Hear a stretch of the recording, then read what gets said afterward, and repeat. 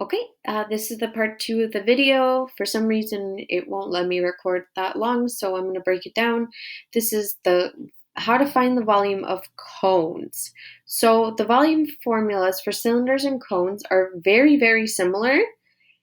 I put them both over here, and I'm showing you that the volume of a cone is just a cylinder being multiplied by a third, or just the cylinder divided by 3. They're both the same thing. So a cone's volume is exactly 1/3 of the volume of the cylinder. So in the future, if you want to order ice cream, use cylinders, not cones, because technically you get 3 times as much. So let's get to it. So I'm going to give you a moment to try to figure out the volume of this cone. It is the same as a cylinder, we just are multiplying it by a third. So I wrote it at the top here for you, and you can use your calculator, you can use pi as 3.14, or you could use the button if you want.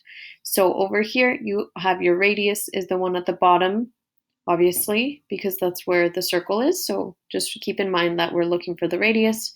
Height is shown here, and it also shows the 90-degree angle that we are looking for, and it has the height symbolized as 8 inches. So, as always, step 1, write the formula so you know what you're plugging in, and it's easier to make mistakes if you don't have it in front of you, just in case you forget. So, step 2, you're substituting any of the given measures. So, over here, you are making V is approximately 1/3 times 3.14. I'm using 3.14 this time instead of pi, times 2, or radius, is being squared, times 8. And then when we simplify it, basically I simplified it here, so then that way you have 2 squared is equal to 4. And then once you calculate it all, it is this symbol that I circled over here is approximate equal sign. So it's very close to, and the reason I'm using it is because I'm not using the pi button exact, so it's not exact. So I put 33.5 cubic inches or inches cubed. Both are perfectly great ways to write it out. Okay, let's do one more example. So we have find the volume of this cone. This time it's flipped upside down. That doesn't matter because it's still a cone. We can still see the radius and the height. So put me on pause, have a moment to try it out before I give you the answer.